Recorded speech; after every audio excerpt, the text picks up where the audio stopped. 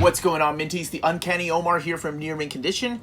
And today's Reviews in a Flash is brought to us by Darkstar916. So thank you very much, Darkstar. Today, I'm going to be talking about The Black Road, The Holy North. That is the title. This is the hardcover, and it collects all 10 issues.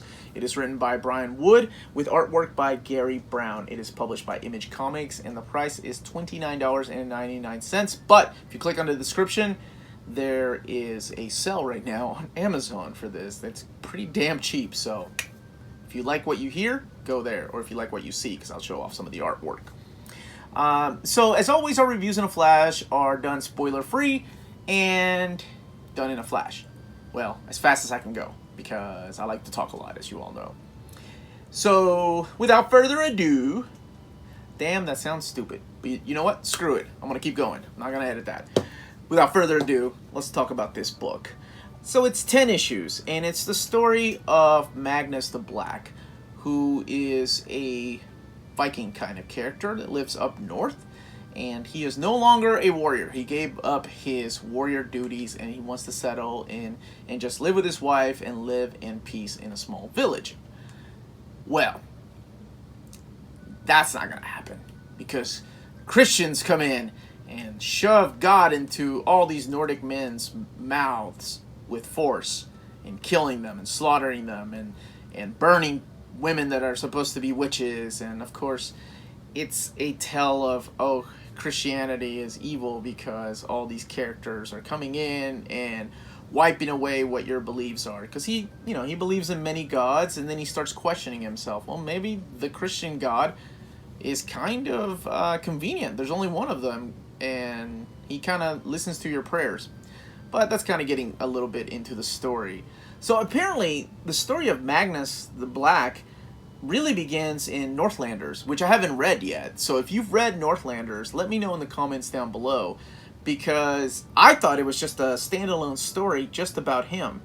So it was pretty interesting to find out later on, as I was doing a little bit of research on what else Brian Wood had written, that he was a character in Northlanders. So where the hell was I? Okay, it's a flash, so let's do this quick. So Magnus decides to take on a task of taking this cardinal up north to the Black Road. The Black Road is known as a place where violence happens and a lot of people don't make it out, including many warriors. And since he is a retired warrior, he decides to take it upon himself to take this cardinal. If you don't know what a cardinal is, that is a higher ranking priest in the Catholicism. So, long story short, the cardinal doesn't make it. He gets killed by a band of bandits, and then Magnus is left for dead.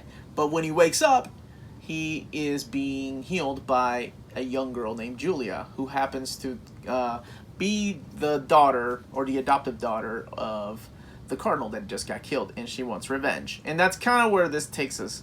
And they go up north, and I'm not going to tell you why, because there's a mystery behind it all, and there's it's a story of vengeance, and also, you know, human bonding. It's a pretty good tale. But now let's look at the artwork really quick so we can talk about that. Okay, before I open it, I wanted to show off the book. As you can see here, the title, you can barely tell it's there, but it's printed on there. I really like this image of my boy Magnus the Black. It reminds me of Kratos from God of War, probably on purpose. So the art and cover were done by Garry Brown, and then the colors were done by Dave McCagg. Now, I really like the artwork. It kind of reminded me of the artwork within the pages of The Walking Dead by Charlie Adlard. I don't know, maybe it's the way that he uses shadows or the facial expressions on the characters' faces, but that's what it reminded me of. But his visuals are strong, and how do I describe it? They feel dirty. Like whenever they're fighting in the mud, you can almost taste it. And, you know, that's kind of what I enjoy about graphic novel visualization. Where in a book, all the description is there. They leave it up to the artist when you're doing a comic book to make you feel like that, to make you taste those things.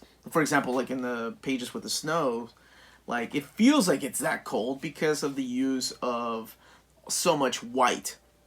And man, I really enjoyed the visuals. It's brutal. The colors by McKeag really help out the pencils and inks. I think it adds to the brutality of this. You know, there's a few sections in here that I was like, man, this looks like an actual place in a video game. But you know, that's just me. Now, this is my very first time I've seen Brown's artwork. I'm not familiar with him, but now the guy is definitely on my radar, because while his facial expressions aren't the greatest, I really like his stylistic look to the character designs, and I love his action sequences are really easy to read too. And that's pretty much all I want to say about that, except for the back here. So in the back, they give you, apparently this wasn't the very first issue of The Black Road. Like, apparently in 2014 they did an issue #1 that never saw publication with different kind of artwork and just a different kind of story and a tone to the story, and the dialogue's a little bit different. I was checking that. I didn't read the whole thing, but I was checking out the differences a little bit there. So I thought it was pretty cool that it's included in here.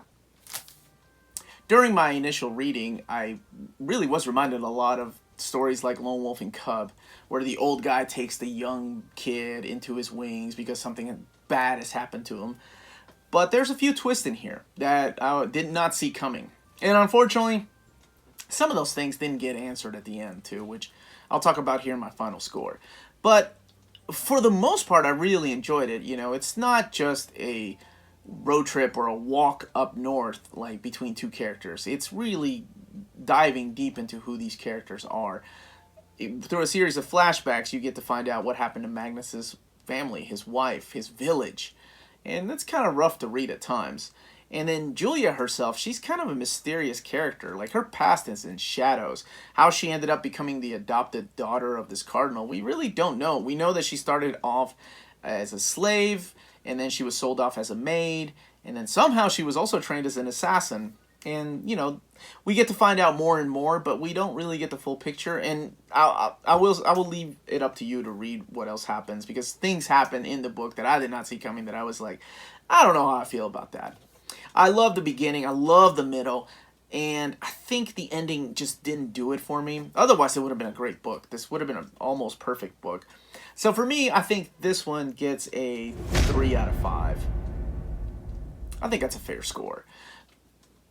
I wish that, sorry, I'm thinking like how I would have ended it differently. I don't really like stereotypical Hollywood endings, but I wanted more clarification and more of an ending. Maybe the character, that's what I was asking, maybe in Northlanders, the character shows back up. I'm not familiar with that series, so I'd love to know, you know, if Magnus the Black is still alive in Northlanders, and whether this takes place during or after or before.